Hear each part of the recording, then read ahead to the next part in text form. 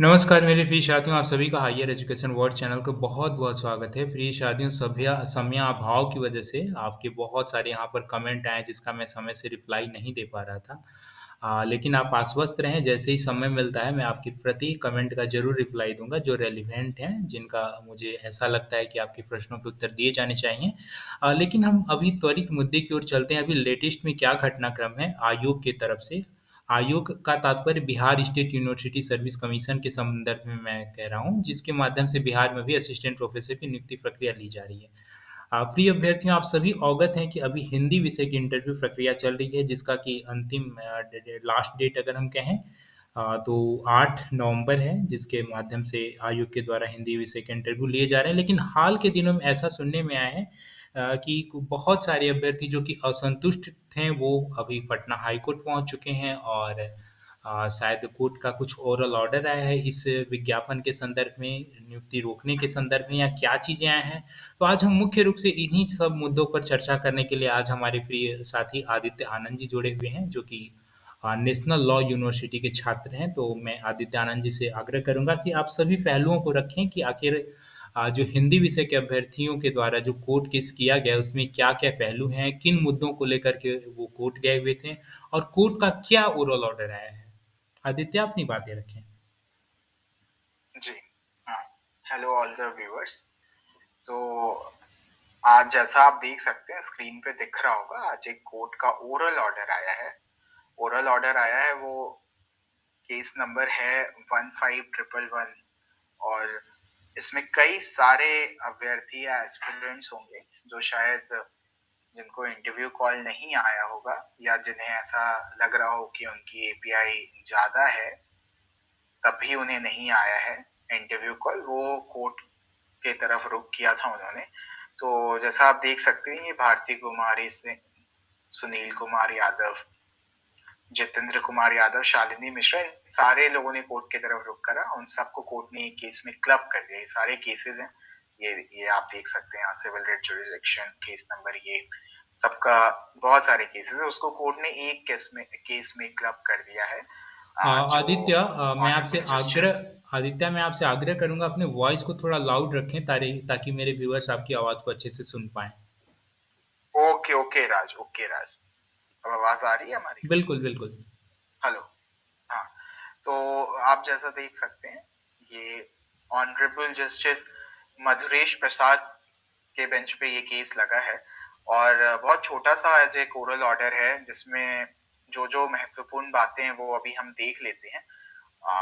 जो भी learned council होंगे पिटिशनर के तरफ से, उन्होंने अपने सपोर्ट में बहुत सारे सबमिशंस आज करे हैं उन्होंने, और उस सबमिशंस का तो जिक्र नहीं है। उसके जवाब में जो लर्नेड काउंसिल रिस्पोंडेंट के थे, उन्होंने मिनिमम ये कहा है कि जो रिजल्ट है, ये क्योंकि ऑल्दो इसमें ये भी मेंशन नहीं है कि ये हिंदी सब्जेक्ट से ही है, बट हम ऐसा अज्यूम करके चल रहे हैं कि ये हिंदी सब्जेक्ट से ही जुड़ा हुआ मामला है। वो रिजल्ट जो है वो उसमें मिनिमम 15 डेज लगता है पब्लिश करने में। इसलिए वो एफिडेविट फाइल करेंगे, काउंटर एफिडेविट फाइल करेंगे विदिन अ वीक, मतलब 15 डेज में रिजल्ट पब्लिक हो सकता है। उसके पहले एक हफ्ते में ये एफिडेविट फाइल कर देंगे, जो जितने भी कंटेंशंस रेज किए गए हैं पिटिशनर्स के तरफ से, उसका जवाब देते हुए।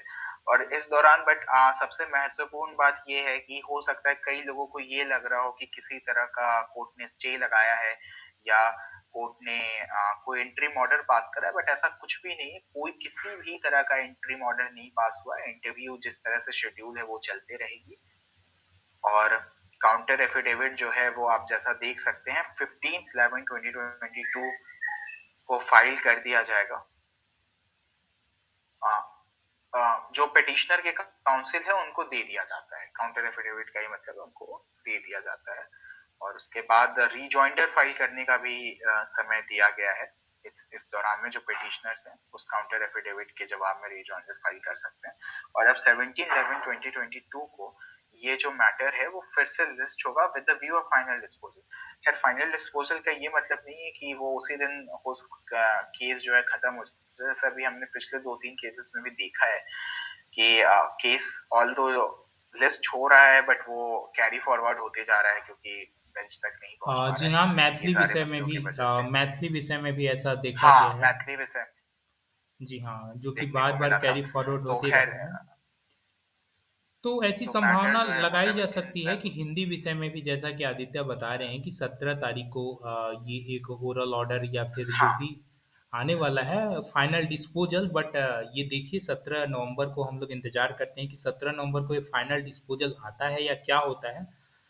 तो उसका हम सभी इंतजार करेंगे, लेकिन अभी जो बहुत सारे सोशल मीडिया प्लेटफॉर्म पे और अन्य जगह ये चर्चा चल रही है कि किसी तरह का इस पर रिजल्ट प्रक्रिया पर या फिर पूरे इंटरव्यू प्रोसेस पे रोक लगाई गई, ऐसा कुछ नहीं है। जैसा कि आदित्य ने भी आपको बताया, एम आई राइट आदित्य?